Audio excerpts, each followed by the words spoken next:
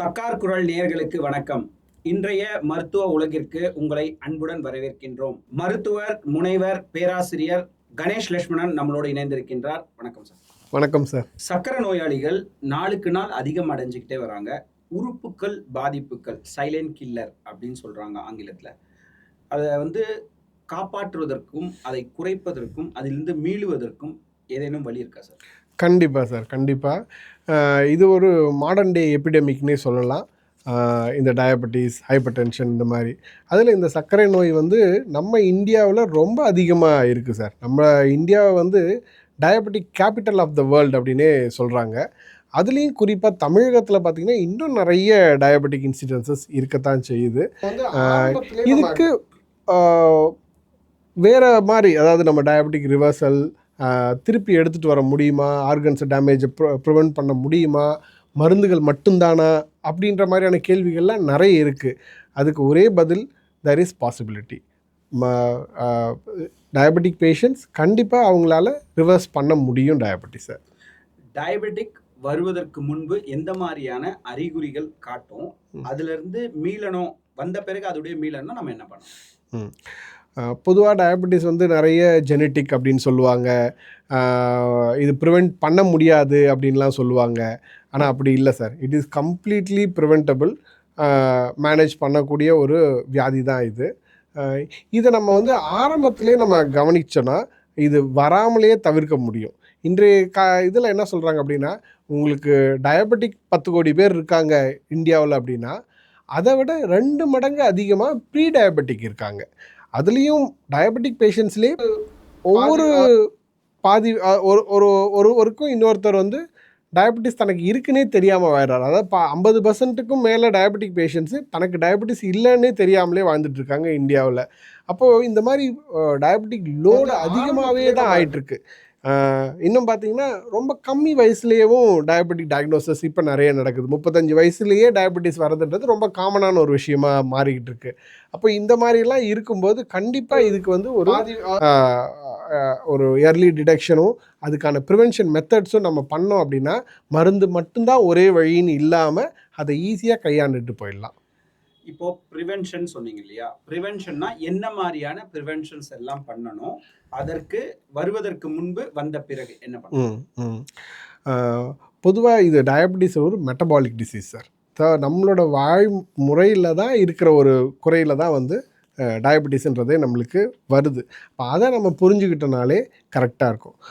பொதுவாக கம்மியாக சாப்பிடுங்க, சாதம் சாப்பிடாதீங்க, இந்த மாதிரியான வாதங்களை விட இன்னும் ப்ராக்டிக்கலாக சொல்லணும் அப்படின்னா, டைமுக்கு சாப்பிட்றது, என்ன சாப்பிட்றது, பிளேட்டில் என்ன இருக்குது, அந்த மாதிரியான விஷயங்கள் கவனித்து நடுவில் நம்ம எதையாவது ஒன்று சாப்பிட்டுக்கிட்டே இருக்கிற மாதிரியான ஹேபிட்ஸ் எல்லாம் எடுத்துகிட்டு, ஒரு க்ளீன் ஹேபிட்ஸ், ஒரு ஸ்ட்ரெஸ் ஃப்ரீ லைஃப், ஒரு நல்ல தூக்கம், இதெல்லாம் இருந்தாலே டயபெட்டிஸ் வர்றதுக்கான வாய்ப்புகள், சாத்தியக்கூறுகள் ரொம்ப குறையுது. இப்போது டயபெட்டிக் வந்துருச்சு, வந்த பிறகு இதிலேருந்து எப்படி ப்ரிவென்ஷன் பண்ணுறது? எல்லாருமே டயபெட்டிஸ் வந்துடுச்சுன்னா மருந்து மட்டும்தான் ஒரே தீர்வு அப்படின்ற மாதிரியான அணுகுமுறையில் இருக்காங்க. அந்த மாதிரி இருக்கவே கூடாது, தேவையும் இல்லை சார். டயபெட்டிக் வந்தாலுமே ஒரு மைல்டாக இப்போ தான் ஸ்டார்ட் ஆனவங்க, இல்லை மாடரேட்டில் இருக்கவங்க, இவங்க எல்லாருமே டயபெட்டிக்கை ரிவர்ஸ் பண்ணுறதுக்கான வாய்ப்புகள் நிறையவே இருக்குது. அட்வான்ஸ்டு ஸ்டேஜில் இருக்கவங்களும் அந்த டயபெட்டிக் ரிவர்சல் ப்ராக்ரஸ்க்கு போகும்போது அவங்களுக்கு ஆர்கன் டேமேஜ், அதனால் டயபெட்டிக்னால் வர காம்ப்ளிகேஷன்ஸ் இதெல்லாம் தடுக்க முடியும் சார். இப்போது டயபெட்டிக் தெரியாமையே நிறைய பேர் இருக்காங்கன்னு சொன்னீங்க இல்லையா? அதை எப்படி நம்ம முன்கூட்டியே தெரிஞ்சுக்கிறது? சிம்டம்ஸில் சொல்லணும் அப்படின்னா, பொதுவாக ராத்திரியில் எந்திரிச்சு யூரின் போகிறது, அது ஒரு ஆஃப் த எர்லி சிம்டம்ஸாக இருக்கும். ஸோ அவங்க தூக்கத்தை டிஸ்டர்ப் பண்ணிவிட்டு நான் படுத்ததுக்கப்புறம் நான் மறுபடியும் 1 தடவை 2 தடவை எந்திரிச்சு யூரின் போகிறேன் அப்படின்றதே ஒரு நல்ல அறிகுறி. ஒரு சுகர் இருக்கலாமோ, நம்ம டெஸ்ட் பண்ணணுமோ அப்படின்னு அவங்க கேட்டுக்கலாம். அடுத்தது கை கால்களில் எரிச்சல் வரலாம், பாதங்களில் அந்த மாதிரியான ஒரு ஆல்டர்ட் சென்சேஷன், எறும்பு விடுற மாதிரி இருக்குது, கொஞ்சம் அரிப்பு இருக்குது, இல்லை கொஞ்சம் ஒரு எரிச்சல் மாதிரி இருக்குது அப்படின்றதும் ஒரு early சிம்டமாக இருக்குது. இது இல்லாமல் உடல் மெலிகிறது, திடீர்னு வெயிட் ரெடியூஸ் ஆகிட்டுருக்குது, அந்த மாதிரியான விஷயங்கள், எனர்ஜி லெவல் இல்லாமல் இருக்குது, அந்த மாதிரியான பர்சன்ஸும் அவங்க ஒரு டெஸ்ட் எடுத்து பண்ணிக்கலாம். இப்போ இரவு நேரங்கள்ல தண்ணி அதிகமா குடிச்சிட்டு படுக்கிறாங்க அப்படின்ற ஒரு சூழல்ல கூட மிட் நைட்ல இந்த மாதிரியான யூரின் போக வேண்டிய ஒரு சூழல் வரும் இல்லையா? அத வந்து டயபெட்டிக் நினைச்சு வைக்கணுமா? என்றைக்கோ ஒரு நாள் போச்சுன்னா அது இல்லை பிரச்சனை. ஹேபிச்சுவலாக நம்ம டெய்லியுமே வந்து 2 தடவை எந்திரிச்சு தான் நம்ம பண்ணுறோம். யூரின் போயிட்டு தான் அதுக்கப்புறம் படுக்கிறோம். அப்படின்ற மாதிரியான விஷயங்கள் இருக்கும்போது நம்ம ஒரு தடவைக்கு 2 தடவை யோசிக்கணும். டயபெட்டிஸ்க்கான டெஸ்ட் எடுக்கலாமோ அப்படின்னு. இப்போ இந்தியா முழுக்க எவ்வளோ பேர் வந்து டயபெட்டிக் பேஷண்ட் இருக்காங்க? குறிப்பா தமிழ்நாட்டுல பாதிப்புகள் எவ்வளோ இருக்கு? அத பிரிவென்ஷன் பண்ணி எத்தனை பேர் மீண்டிருக்காங்க? பொதுவாகவே இந்தியனோட ஜெனட்டிக்ஸ் வந்து டிஃப்ரெண்ட்டாக இருக்கும் சார். இந்தியா ஜெனட்டிக்ஸ் வந்து பார்த்திங்கன்னா அந்த மசில் மாஸுக்கும் நம்மளோட ஃபேட்டுக்குமான டிஃப்ரென்ஸ் ரொம்ப கம்மியாக இருக்கும். ஒரு இந்தியன் பேபி வந்து பியூனி பேபியாக இருக்கும், அதாவது ரொம்ப ஒல்லியாக இருப்பாங்க. ஒரு வெஸ்டர்ன் பேபிஸ் வந்து பார்க்கும்போது பார்த்திங்கன்னா கொஞ்சம் நல்லா சப்பியாக இருப்பாங்க. அதனால் அது நம்மளோட ஜெனட்டிக்ஸ்லேயே அந்த மாதிரி தான் இருக்குது. We are supposed to be lean persons. ஆனால் நம்மளோட அது எப்படி அந்த மாதிரி நம்மளுக்கு ஜெனட்டிக்ஸ் வந்துருச்சுன்னா, நம்மளோட வாழ்வியல் முறை, நம்மளோட உழைப்பு, அது சம்மந்தமான மாற்றங்களில் தான் நம்மளுக்கு அந்த மாதிரியான ஒரு ஜெனட்டிக்ஸ் வருது. இப்போ சமீபத்தில் நவீனத்துவத்தில் அர்பனைசேஷனில் திடீர்னு நம்ம எல்லாருமே வந்து நிறைய சாப்பிட்றோம், நல்ல குவாலிட்டியான ஃபுட்ஸ் கிடைக்குது. ஆனாலும் வந்து உடல் உழைப்பு ரொம்ப கம்மியாக இருக்குது. இந்த அர்பன் செட்டப்பில் பார்த்திங்கன்னா நிறைய டயபெட்டிக் இன்சிடென்ட்ஸ் இருக்குது. ஒரு ரூரல்லையும் அர்பன்லேயும் பார்த்திங்கன்னா ரூரலில் கிராமப்புறங்களில் இருக்கவங்களோட 2 மடங்கு வந்து அர்பன் செட்டப்பில் இருக்குது. இதுக்கு முக்கிய காரணம் வந்து இப்போது நம்ம ஒயிட் காலர் ஜாப்ஸ்லாம் எடுத்துக்கிறோம். அவங்களுக்கு வந்து காலையில் எந்திரிச்சதுலேருந்து ஒரு ஜாபுக்கு போகிறாங்க, அங்கேயே உட்காந்துட்டு திருப்பி வராங்க. ரொம்ப லேட் நைட் ஷிஃப்ட்ஸ் இருக்குது, சரியான உணவு முறைகள் இல்லை, ரொம்ப லேட் நைட்டு சாப்பிட்றது, இந்த மாதிரியான விஷயங்கள்லாம் நடக்கும்போது நம்ம we tend to become obese. அப்போது நம்மளோட இன்சுலின் ரெசிஸ்டன்ஸ்ன்னு சொல்கிறது அங்கேருந்து தான் ஆரம்பிக்குது. அது ஆரம்பித்ததுக்கப்புறம் தான் வந்து we get more diabetic patients. அப்போ இந்தியாவில் நம்மளுக்குன்னு ஒரு ஜெனட்டிக் மேக்கப் இருக்குது. அதை இந்த லாஸ்ட் 50 வருஷத்தில் நம்ம அதை வேறு மாதிரி மாற்றோம். நம்மளோட வாழ்வியல் முறைகள் வேறு மாதிரி மாறும்போது நம்மளுக்கு டயபெட்டிக் இன்சிடென்சஸ் நிறைய வருது. அதுலேயும் குறிப்பாக தமிழகத்தில் பார்த்திங்கன்னா சென்னை மாதிரியான பெருநகரங்களில் இன்னும் அதிகமாக இருக்குது. நம்ம இந்தியாவிலே அதிகமாக டயபெட்டிக்கும் ப்ரீ டயபெட்டிக்கும் இருக்கிற ஸ்டேட் எதுன்னு பார்த்திங்கன்னா இன்சிடென்ட்ஸ் தமிழ்நாட்டில் தான் இருக்காங்க அப்படின்ற மாதிரி வருது. இது நம்மளோட அர்பனைசேஷனை தான் நம்ம அதை சொல்லணும். மக்கள் வந்து தங்களோட உடல் உழைப்புக்கு ஒரு நேரம் ஒதுக்கணும். அவங்க வேலை அப்படின்ற மாதிரி இல்லாமல் அது எதனாலும் சாப்பிட்டுக்கிட்டே இருக்கிறது, அவைலபிள் இருக்குது அப்படின்றதுனால காலையில் அப்புறம் நடுவில் என்ன ஒரு காஃபி வாங்க, ஒரு பிரேக்குக்கு போயிட்டு எதாவது சாப்பிடுவோம், மதியம் சாப்பிடுவோம், அப்புறம் நாள் ஃபுல்லாக பார்த்திங்கன்னா அவங்க சாப்பிட்டுக்கிட்டே இருக்கிறது. இதெல்லாம் வந்து ஒரு தவறான ஒரு அணுகுமுறை. கண்டிப்பாக தூக்கமும் ஒரு மிகப்பெரிய மிஸ்டேக். நம்ம உலகத்துக்கே நம்ம வந்து பேக் ஆஃபீஸாக இருக்கிறோம். அப்போ நைட்லலாம் நம்ம ஒர்க் பண்ணிகிட்ருக்கோம். அப்போ அதெல்லாம் வந்து நாம் டயபெட்டிஸை நம்ம வர வைக்கிறதுக்கான ஒரு முக்கிய காரணங்களாக இருக்குது சார். அதாவது பெண்களுக்கு குறிப்பாக கர்ப்ப நேரங்களில் இந்த மாதிரி டயபெட்டிக் முன்னாடியே வந்துருச்சு அப்படின்ற ஒரு பட்சம் இவங்க கருத்தரிக்கிறதுலேயே வந்து பிரச்சனைகள் வர வாய்ப்புகள் இருக்கா? ஒருவேளை வந்துருச்சுன்னா அதுலேருந்து எப்படி சார் அவங்க? இது ஜெஸ்டேஷனல் டயபெட்டிஸ் சொல்லுவாங்க. அதாவது ப்ரெக்னென்சின்றது ஒரு ஓவர்லோட், மெட்டபாலிக் ஓவர்லோடு தான். அப்புறம் 2 உயிருக்கான விஷயங்கள் நம்ம சேர்த்து வைக்கும்போது அப்போ இன்சுலின் ரெசிஸ்டன்ஸும் நிறைய வரும். அந்த சமயங்களில் வந்து வரும். காமனாக அந்த சமயங்களில் வந்து நாமளே வந்து ஒரு செல்ஃப் மெடிக்கேஷன்ஸ்லாம் எடுக்காமல் மருத்துவர் அறிவுரையின் பேரில் அது ரொம்ப முக்கியமான ஒரு நேரம். அந்த நேரங்களில் வந்து நம்ம மருத்துவர் அறிவுறுத்தல் படி தான் நம்ம அதை ஃபாலோ பண்ணணும். அந்த ப்ரெக்னென்சி அப்போ ஜெஸ்டேஷனல் டயபெட்டிஸை நம்ம அதை லேஸில் எடுத்துக்கூடாது, நம்மளே ஹேண்டில் பண்ணிடலாம் கம்மி அப்படின்ற மாதிரி இருக்கக்கூடாது. அதுவும் நம்ம பொதுவாகவே நம்ம ஊரில் வந்து அதை எடுத்துப்பாங்க கண்டிப்பாக. ஸோ அவங்களுக்கு வந்து அந்த நிறைய பேருக்கு வந்து ஜெஸ்டேஷனல் டயபெட்டிஸில் ப்ரெக்னென்சி முடிஞ்ச உடனே டெலிவரி ஆனதுக்கப்புறம் அது குறைஞ்சி வந்துடுது. ஒரு சிலவங்களுக்கு அதுலேருந்து அப்படியே கண்டினியூ ஆகுது. ஆனால் இது எல்லாமே ரிவர்சிபிள் தான். கன்சீவ் ஆனதுக்கப்புறம் சுகர் வருதுன்றது இப்போ வந்து காமன் ஆயிடுச்சு. ஆனால் நான் கேட்குறது கன்சீவ் ஆகிறதுக்கு முன்னாடி ஒரு 1 இயர்க்குள்ளேயே, திருமணம் நடந்த 1 இயர்க்குள்ளேயே அவங்களுக்கு வந்து ஒரு சுகர் வந்துருச்சு. இப்போ இதனால் அவங்களுடைய ப்ரெக்னென்சி பாதிக்குமா? கண்டிப்பாக அப்படி பாதிக்கணும்னு அவசியம் இல்லை. ஆனால் நீங்கள் சொல்கிறதே வந்து ஒரு யதார்த்தமான ஒரு உண்மையாக தான் இருக்குது. இப்போல்லாம் வந்து நம்மளுக்கு ஒரு யங் ஏஜில் பிஃபோர் மேரேஜ் வந்து நம்மளுக்கு டயபெட்டிஸ் இருக்கக்கூடாது. ரீசெண்ட்லி மேரீட்லேயும் நம்மளுக்கு டயபெட்டிஸ் இருக்கக்கூடாது. ஆனால் ஒபேஸாக இருக்கிறவங்க, லைஃப் ஸ்டைல் மாடிஃபிகேஷன், ரொம்ப புவர் லைஃப் ஸ்டைல்ஸ் இருக்கவங்க, இவங்களுக்கு எல்லாமே வந்து இருக்கத்தான் செய்யுது. ஜஸ்ட் பிஃபோர் ப்ரெக்னென்சி அவங்களுக்கு டயபெட்டிஸ் டயக்னோஸ் ஆகிறவங்களும் இப்போ அதிகரிச்சுட்டு தான் வருது. ஸோ அதை வந்து அவங்க மெட்டபாலிக்காக தான் பார்க்கணும். அதே மாதிரி அவங்க ப்ரெக்னென்சி வரும்போது நிறைய காம்ப்ளிகேஷன்ஸும் வரும். ஸோ அதனால் அதை அவாய்ட் பண்ணுற மாதிரி தான் இருக்கணும். பட் ஆனால் டயபெட்டிக் வந்ததுனால அவங்களுக்கு ப்ரெக்னென்சி வந்து வராது அப்படின்றதுக்கான எந்த தரவுகளும் பெருசாக இல்லை. இப்போ வந்து பெண்களுக்கு குறிப்பாக சுகர் அப்படின்றது வந்து வந்துருச்சு. இப்போது அவங்க வந்து ப்ரெக்னென்சி ஆகலை. இப்போது ப்ரெக்னென்சி ஆகும்போது அந்த டயபெட்டிக்னால பாதிப்பு வரக்கூடாதுன்னா அவங்க முன்கூட்டியே என்னென்னலாம் பண்ணணும்? 3 வேளை கரெக்டாக சாப்பிடணும். அதே டைமுக்கு சாப்பிடணும். 9 மணிக்கு சாப்பிட்றதுனா காலையில் பிரேக்ஃபாஸ்ட், 1 மணிக்கு, நைட்டு 7 மணிக்கு, 8 மணிக்கு அந்த மாதிரி ஒரு இயர்லி டின்னரை சாப்பிட்ணும். அவங்க ஒரு 7-8 மணிக்குள்ளார அவங்களோட சாப்பாடை முடிச்சிடணும். அதுக்கப்புறம் எதுவும் சாப்பிடக்கூடாது. அடுத்த நாள் காலையில் 8 மணிக்கு மேலே தான் வந்து அவங்க டீ காஃபி எல்லாம் சாப்பிடணும். எந்திரிச்சோடனே டீ காஃபி சாப்பிட்றதுன்றதும் ஒரு பேட் ஹேபிட் தான். நம்ம ஒரு 2-3 மணி நேரத்துக்கு எந்திரிச்சதுலேருந்து எதுவும் சாப்பிடாமல் இருந்து அதுக்கப்புறம் ஒரு டீ காஃபி சாப்பிட்றதுன்றது ஒரு நல்ல ஹேபிட்டாக இருக்கும். அதுக்கப்புறம் ஒரு நல்ல தூக்கம், 6 to 7 மணி நேரம் தூக்கம். ரொம்ப யோசனைகள், ஸ்ட்ரெஸ் அதெல்லாம் குறைச்சிக்கணும். இதெல்லாம் பண்ணிங்கனாலே இது ஒரு நல்ல வழிமுறையாக இருக்கும். வந்தவங்க என்னென்ன உணவு முறைகளை வந்து பின்பற்றணும்? பொதுவாகவே வந்து மில்லட்ஸ் சொல்லுவாங்க, இல்லைனா வந்து கருப்பு கவுனி அரிசி, மாப்பிள்ளை சம்பா அந்த மாதிரிலாம் சொல்கிறவங்க இருக்காங்க. அதெல்லாம் தேடி தேடி சாப்பிட்டா மட்டும் நம்மளுக்கு டயபெட்டிஸ் குறையுமானா, அதை விட ஈஸியான வழிமுறைகள்லாம் இருக்குது. நம்ம தினம் சாப்பிட்ற சாதமே போதும். ஆனால் அதுவே சாப்பிடக்கூடாது. நம்ம ஒரு பிளேட்டில் 3 பங்காக பிரிக்கலாம். 1/3 வந்து கார்போஹைட்ரேட்ஸ் சாதம் அந்த மாதிரியும், ஒரு 1/3 ப்ரோட்டீன், அது வந்து மாமிசமாகவும் இருக்கலாம், இல்லை வெஜிடபிள் ப்ரோட்டீன்ஸாக பன்னீர், இல்லை உங்களுக்கு மஷ்ரூம், சென்னா அந்த மாதிரி ஏதாச்சும் ஒரு பருப்பு வகைகள் அந்த மாதிரி எடுத்துக்கலாம். மீதி இருக்கிற 1/3 காய்கறிகள், கீரை, பொரியல் இந்த மாதிரியானதை எடுத்துக்கலாம். அப்போ ஒரு பிளேட்டை 3ஆக பிரித்து ஒரு பங்கு மட்டும் உங்களோட கார்ப்ஸ் இருக்கிற மாதிரி பார்த்துக்கிட்டிங்கனாலே உங்களுக்கு டயபெட்டிக் ஈஸியாக கண்ட்ரோல் ஆகிடும். குறிப்பாக டயபெட்டிக் வராமல் இருக்கிறதுக்கு என்னென்ன முயற்சிகள் வந்து முன்கூட்டியே எடுக்கணும்? உணவு பழக்க வழக்கங்களில் எப்படி இருக்கணும்? தூக்கமின்மையில் எப்படி இருக்கணும்? பொதுவாகவே நம்ம பேரண்ட்ஸ் டயபெட்டிக்காக இருக்காங்க அப்படின்னா அதுவே நம்மளுக்கு ஒரு அலாம் தான். நம்மளுக்கும் அந்த மாதிரி ஜெனட்டிக் ப்ரிடிஸ்பொசிஷன் இருக்குது அப்படின்னு. அது இல்லாமலேயும், அதாவது பேரண்ட்ஸ் இல்லாமல் இருக்கலாம், ஆனால் இவங்களோட லைஃப் ஸ்டைல்லையும் வர்றதும் இருக்குது. அப்போது நம்ம வந்து அதை தெரிஞ்சுக்கிட்டு அதுக்கேற்ற மாதிரி செய்யணும்.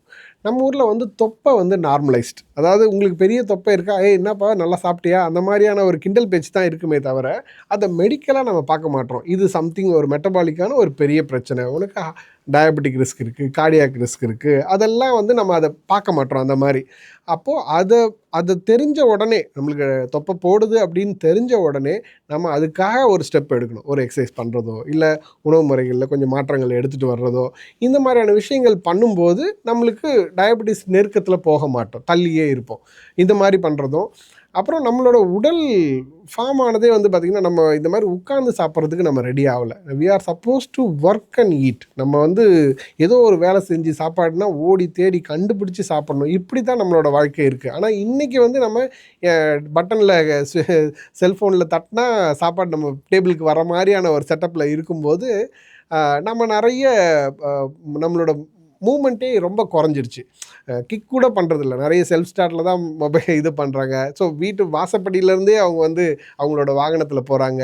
இந்த மாதிரியான விஷயங்கள்லாம் இருக்கும்போது பார்த்திங்கன்னா நம்மளுக்கு வேர்வை, நம்மளோட உடல் உழைப்பு அப்படின்றதுக்கான நெசசிட்டியே இல்லாமல் போயிடுது. இதை வந்து நீங்கள் அந்த மாதிரி உங்களோட லைஃப் ஸ்டைல் இருந்துச்சுன்னா அதுக்கு ஒரு மணி நேரம் வந்து உங்களுக்கு வேர்வை வர மாதிரியான ஆக்டிவிட்டி பண்ணுற மாதிரி பண்ணலாம். ஒரு ஜிம்முக்கு போகிறது அந்த மாதிரியா, இல்லை ஒரு ஷட்டில் பேட்மிண்டன் அந்த மாதிரி ஏதோ ஒரு ஃபிசிக்கல் ஆக்டிவிட்டியை ஒரு வாரத்தில் 5 நாள் நம்ம செய்யறதுன்றது இதெல்லாம் வராமல் தவிர்க்கிறதுக்கான ஒரு நல்ல விஷயமா இருக்கும். வயதானவர்களுக்கு வந்து டயபெட்டிக் வந்துருச்சு, அதாவது வந்து ஒரு 50 வயதிற்கு மேலே டயபெட்டிக் இருக்கக்கூடிய ஒரு மூத்த குடிமக்கள் இந்த டயபெட்டிக்கை ஒரு ஸ்டாண்ட்லைஸாக வச்சுக்கணும்னா இன்னைக்கு வந்து நிறைய ஓட்ஸ் சாப்பிட்றாங்க, அதே போல் சப்பாத்தி தான் சாப்பிட்றாங்க. அதுதான் டயட் மெடிசன் மாதிரி டயட் உணவுன்றாங்க. அது வந்து எந்த அளவுக்கு சாத்தியக்கூறு, இல்லை வேற எதுவும் அவங்க மாற்றிக்கணும்? எல்டர்லி பீப்புளில் வந்து நிறைய காம்ப்ளிகேஷன்ஸ் உண்டு டயபெட்டிக்னால. ரொம்ப லாங் ஸ்டாண்டிங்காகவும் இருக்கும் நிறைய பேருக்கு. அந்த மாதிரிலாம் இருக்கும்போது அங்கே வந்து பரீட்சை முறைகள்லாம் அவங்க செஞ்சு பார்க்காம மருந்துகள் ரொம்ப மஸ்ட் அவங்களுக்கு. அதனால் அவங்க வந்து அவங்களுக்கான மருந்துகளை எடுக்கிறது, சில சமயங்களில் இன்சுலின் கூட பரிந்துரைக்கப்பட்டிருக்கும். அதெல்லாமும் எடுக்கணும் அப்படின்னா அதை நம்ம எடுத்துக்கிறது நல்லது. ஒரு ஏஜ்டு பாப்புலேஷன் அது கூடயே வந்து அவங்கள வந்து நம்ம ஓடி ஆடி விளையாடுங்க, நம்ம வேர்வை வர மாதிரி பண்ண முடியுங்க அப்படின்னு அந்த மாதிரி ப்ராக்டிக்கலாக நம்ம அவங்ககிட்ட சொல்ல முடியாது, சொல்லக்கூடாது அப்படின்னு தான் நினைப்பேன் நான். அப்போ அவங்களுக்கு வந்து என்ன பண்ணணும் அப்படின்னா, டயட்டில் மட்டும்தான் நம்ம பண்ண முடியும். டயட்டில் நம்ம முதல்ல சொன்னோம்ல, ஒரு பேலன்ஸ்டான டயட் இருந்தாலே போதும். Corps, protein, fibre. இதில் வந்து ப்ரோட்டீன் கொஞ்சம் குறைச்சிக்கலாம். அவங்களுக்கு ஏஜ் ஆனால் கொஞ்சம் டைஜஷன் ப்ராப்ளம் இருக்கும் அப்படின்ற போது மட்டும் நம்ம அதையும் நம்ம கொஞ்சம் குறைச்சி வச்சுக்கலாம். அந்த மாதிரி தான் பண்ணலாம். பட் ஏஜ்டு பீப்புளுக்கு வந்து நிறைய ஸ்கோப் இல்லை. ரிவர்சல் அப்படின்ற மாதிரியான விஷயங்கள்லாம் இல்லாமல் அவங்க வந்து வேலைக்கு சாப்பிட்றதும் கரெக்டாக நேரம் தவறாமல் மருந்துகள் செய்கிறதும் சாப்பிட்றதும் அது அவங்களுக்கு மஸ்ட்டாக இருக்கும். எவ்வளோ ஏஜ்ல இருந்து எவ்வளோ ஏஜ் வரைக்கும் இப்போ சுகர் வந்துட்டாலும் நீங்க சொல்ற ரிவர்சல் அப்படின்ற ஒரு வேர்டை வந்து நம்ம வந்து இம்ப்ளிமெண்டேஷன் பண்ண முடியும். அதை வந்து எந்த அளவுக்கு பாதுகாப்பா நம்ம உடம்ப வந்து வந்துருச்சு சுகர், நம்ம எப்படி மீள்றது அப்படின்னு பார்க்க முடியும். பொதுவாகவே நம்ம சர்க்கரை வியாதி அப்படின்னா நம்ம என்ன நினச்சிக்கிறோம் அப்படின்னா, ரத்தத்தில் சர்க்கரை இருக்குது, அதுதான் வியாதி அப்படின்னே நினச்சிக்கிறோம். ஆனால் அதையும் தாண்டி இன்சுலின் ரெசிஸ்டன்ஸ் இருக்குது. அதை தான் நம்ம பார்க்கணும். பொதுவாகவே மாடர்ன் மெடிசனில் வந்து ஃபாஸ்டிங் பிளட் சுகர் பார்ப்பாங்க, HbA1c பார்ப்பாங்க, அதோட போதும் அப்படின்ற மாதிரி அவங்களோட ட்ரீட்மெண்ட் ப்ரோட்டோகாலுக்கு போயிடுவாங்க. ஆனால் அதை தாண்டி ஃபாஸ்டிங் இன்சுலின் இருக்குது. இப்போது அந்த ஃபாஸ்டிங் இன்சுலின், ஃபாஸ்டிங் பிளட் சுகரை வச்சு HOMA-IR எவ்வளோ இன்சுலின் ரெசிஸ்டன்ஸ் இருக்குது அப்படின்றதெல்லாம் நம்ம அறிய முடியும். அதெல்லாம் நம்ம இன்னும் பார்க்கும்போது நம்ம உடம்பில் இருக்கிற ஆதி பிரச்சனை உள்ள நோய் நாடி, நோய் முதல் நாடின்ற மாதிரி சர்க்கரை அதிகமாக இருக்கிறது, ரத்தத்தில் அதிகமாக இருக்கிறது சர்க்கரை வியாதி இல்லை. அது ஏன் அதிகமாக இருக்குன்னா அதுக்குள்ளே இன்சுலின் ரெசிஸ்டன்ஸ் இருக்குது. அப்போது அதை நம்ம தேடி போகணும். அப்போது அதை வச்சு தான் நம்ம சொல்ல முடியும் இவங்களுக்கு டயபெட்டிக் ரிவர்சல் பண்ண முடியுமா முடியாதா அப்படின்ற மாதிரி. ஸோ அப்போ முதல்ல நம்ம வந்து அதை தான் நம்ம பார்க்கணும். அந்த வேல்யூஸ் எல்லாம் பார்த்துட்டு நம்ம சொல்லும்போது there is a high chance of diabetic reversal அப்படின்றது தெரியும்.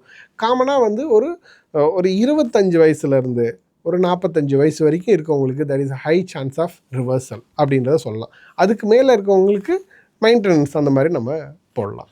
இப்போ ரிவர்சல் அப்படின்ற ஒரு விஷயம், எனக்கு சக்கரை நோய் இருந்துச்சு, இப்போ எனக்கு குறைஞ்சிருக்குன்றது வந்து ரிவர்சலா, இல்ல வந்து சக்கரை நோய் இருந்துச்சு நான் அதை வந்து முற்றிலுமா நீக்கிட்டேன் அப்படின்றது ரிவர்சல்? கண்டிப்பாக முற்றிலுமாக நீக்கிட்டேன் அப்படின்னே சொல்லலாம். அதாவது மருந்துகள் நீங்கள் தொடர்ச்சியாக சாப்பிட்டுட்டு இருந்தாலுமே வந்து இப்போ வாழ்வியல் மாற்றங்கள், வேறு மாற்று மருத்துவ முறைகள் இதெல்லாம் எடுத்துகிட்டு உங்களோட பாடியை வந்து நீங்கள் திருப்பி நார்மலைஸ் பண்ணிட்டீங்க அப்படின்னா உங்களுக்கு மருந்துகள் தேவையில்லாமல் போகலாம். திருப்பி உங்களோட லைஃப்பில் டயபெட்டிக்கோட காம்ப்ளிகேஷன்ஸும் வராமல் போகலாம். அந்த மாதிரிலாம் இருக்கும்போது நம்ம ஃப்ரீடம் ஃப்ரம் டயபெட்டிஸ் தான் அதை சொல்லணும். அதாவது இங்கிலீஷ் மெடிசனில் பார்த்தீங்கன்னா ஒரு மெடிசனுக்கு ஒரு பிரச்சனைக்கு ஒரு மெடிசன் போட்டால் கிட்னி பிரச்சனை வருது, லிவர் பிரச்சனை வருது, நிறைய மெடிசன் வந்து ப்ரிஸ்கிரிப்ஷன் இல்லாமல் போடாதீங்க அப்படின்ற அளவுக்கு டாக்டருடைய அறிவுரை இருக்குது. ஆனால் ஹோமியோபதி மெடிசனை பொறுத்தளவு நம்மளுடைய ஒவ்வொரு ஹார்கனையும் தூண்டி விட்டு ஸோ வேலை பார்க்கக்கூடிய ஒரு மெடிசன் தான் வந்து ஹோமியோ மெடிசன் சொல்கிறோம். அது சுகருக்கு எந்த அளவுக்கு பயன்படுது? பொதுவாக சுகர் வந்து எல்லாருக்கும் ஒரே காரணத்தினால சுகர் வராது. ஒவ்வொருத்தவங்களுக்கும் ஒரு காரணம் இருக்கும். அந்த தனிப்பட்ட காரணங்களை அணுகி தனிப்பட்ட முறையில் ட்ரீட்மெண்ட் பண்ணும்போது ரொம்ப நல்லா இருக்கும். இப்போ உங்களுக்கு ஸ்ட்ரெஸ்னால டயபெட்டிஸ் வருது அப்படின்னா அந்த ஸ்ட்ரெஸ்ஸை நம்ம அட்ரஸ் பண்ணுற மாதிரியான மருந்துகள் ஹோமியோபதியில் இருக்குது. தூக்கம் சரியில்லை அதனால் வருது அப்படின்னா அப்போ நம்ம அந்த தூக்கத்துக்கான மருந்துகள் அதை அதிகமாக பிரதானப்படுத்தி கொடுக்கும்போது அவங்களுக்கு சரியாகும். மெட்டபாலிக்காக பிரச்சனைகள் இருக்கும்போது அதுக்கான வைத்திய முறைகள் ரொம்ப அதிகமாக நம்ம கவனிக்கும் போது அது மாதிரி வரும். ஸோ நம்ம டெய்லர் மேடாக நம்ம செய்யும்போது ரிசல்ட்ஸ் வந்து இன்னும் நல்லா இருக்கும். இப்போ வந்து நீங்கள் சொன்னீங்க சுகருக்கு வந்து நார்மல் சுகர் டெஸ்ட் எடுத்தால் போதாது, அதை தாண்டி அந்த மூலத்தனம், அதாவது எங்கேருந்து உருவாகுது அந்த சுகரோ அந்த இடத்த வந்து நம்ம வந்து டெஸ்ட் எடுத்து பார்க்கணும் அப்படின்னு. அது என்ன மாதிரி டெஸ்ட் எடுக்கணும்? அது வந்து எல்லா லேப்லேயும் இருக்கா? பொதுவாகவே பெரும்பாலான லேபுகளில் அதை பார்க்க முடியும். ஃபாஸ்டிங் இன்சுலின் சொல்லுவாங்க, அப்புறம் போஸ்ட் பிராண்டியல் இன்சுலின், இது இல்லாமல் இன்சுலின் சி பெப்டைட் இதெல்லாம் வச்சு ஒரு கால்குலேஷன்ஸ் பண்ணுவாங்க. HOMA-IR அந்த மாதிரிலாம் பார்க்கும்போது இது பண்ணலாம். அது மட்டும் இல்லாமல் நம்மளோட லிவர் ஃபங்க்ஷன்ஸ் அதுவும் வந்து ரொம்ப மேஜரான ஒரு ஃபேக்டர். இதில் லிப்பிட் ப்ரொஃபைல், அவங்களோட ட்ரைக்ளிசரைட்ஸ் பார்த்திங்கன்னா மோஸ்ட் ஆஃப் த டயபெட்டிஸ்க்கு வந்து அதிகமாக எலிவேட்டடாக இருக்கும். ஸோ இதெல்லாமும் வச்சு நம்ம வந்து அனலைஸ் பண்ணிக்கலாம். அவங்களோட உடம்பு எந்த நிலையில் இருக்குது, இதை எப்படி நம்ம குணப்படுத்த முடியும், எங்கே நமக்கு அதிக வெயிட்டேஜ் கொடுக்கணும் அப்படின்றதெல்லாம் அந்த வேல்யூஸ் வச்சு நம்ம அனலைஸ் பண்ணி நம்ம டயபெட்டிக் ரிவர்சலை நம்ம எடுத்து வர முடியும்.